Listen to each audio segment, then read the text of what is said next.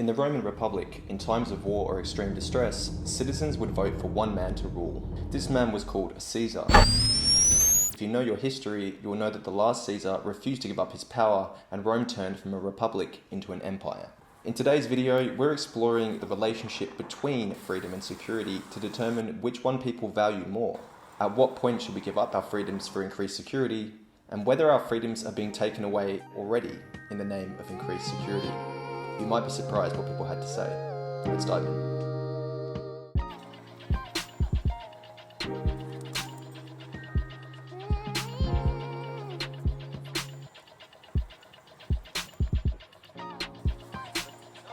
Which do you value more, freedom or security? Freedom, Security, freedom.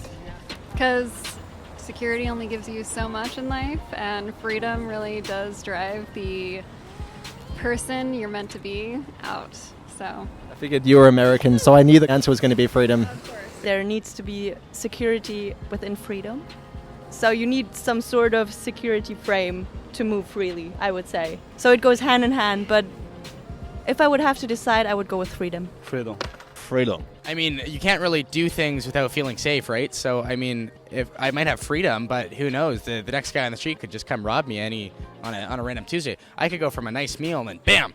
But what if you couldn't go for that meal to begin with? That's a different question. Because there's no freedom. Because there's no freedom. That's the paradox here. Security or freedom? I would say freedom all day. We all say the same, guys. Freedom at all, always. Cheers, man. Have a good one, dude.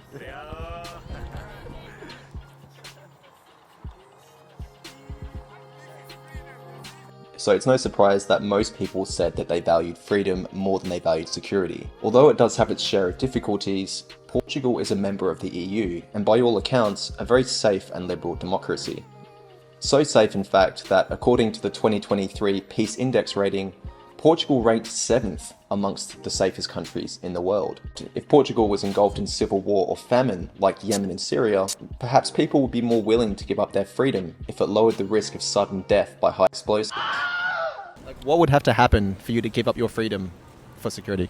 I guess it depends on what quality of life I'm going to be living. So, if the quality of life went down significantly, I guess I would go for freedom. Except my life depends on it, of course. So like if you're in like physical danger, like you're getting invaded or something, you would. Exactly, yeah. Maybe as a sacrifice for like family or something, or a career. To a point where I'm not able to live a life where I'm able to feel happy about it or I feel rewarding. That's when it really turns a point. If I can have a family and I can develop a career, that's one thing. But if it starts to get to the point where I'm like, oh yeah, I'm not able to go at this place at this time, then that's when it becomes a little bit more restrictive. And this is the true height of the slave mind. If I were only like all about security and not free at all, then we don't have a life. Tivesse tipo asa e foda-se. É tipo isso com o skate. I don't know the name. Like the birds, you know. A cage bird. Yeah. Yeah. You live in a cage, but you can live without. In your mind. Yeah. Yeah.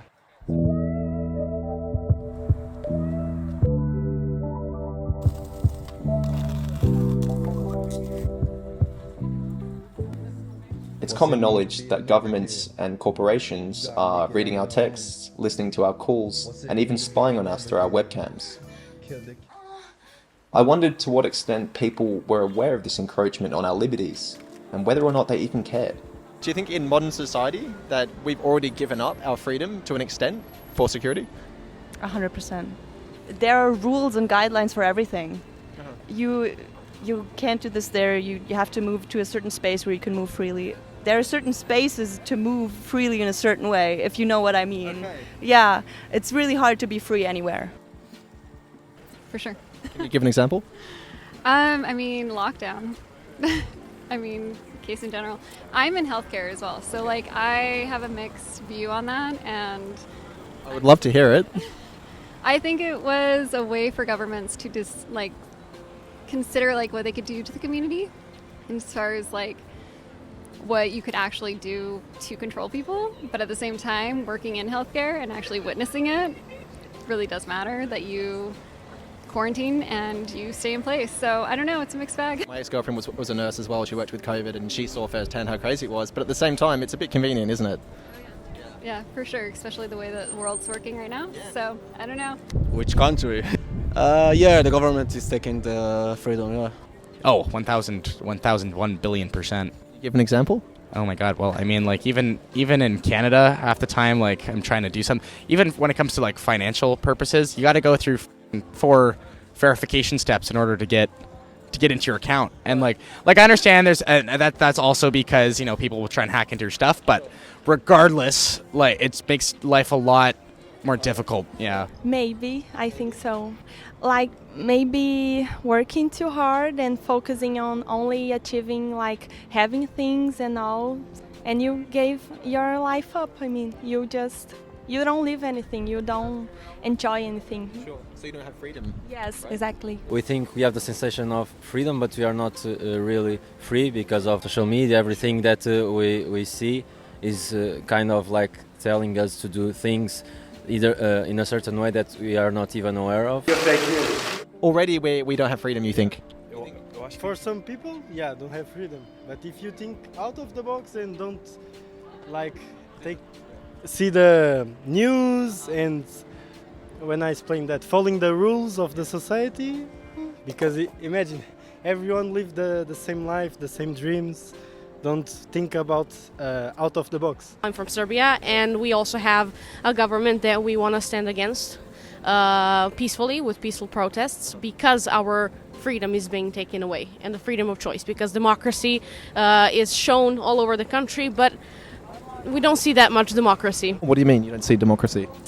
Well, voting is mostly faked. They try to censor people. The commercials are mostly made with a bias for a president. Yeah, a lot of people are bought. So you think it's necessary for them to restrict? Yeah, I think so. Okay. Yeah. Do you agree? No. Yeah, we are not free at all because even though we think we just have the sensation that we are free, but we are not, definitely, because we try always to conform to do what society tells us to do, even if we think we are not doing it. Yeah, surely we are not free. It seems that here in Portugal, the illusion of freedom is more than enough because things are relatively safe. In other, more dangerous parts of the world, Roman Caesars still rule with an iron fist. The question is, how fragile is the democracy that we currently have in the West? And how close are we to forfeiting our freedoms in the name of public safety? Thanks for watching. If you enjoyed this video, be sure to give it a thumbs up. Check out this video here, where I asked drunk people about body count.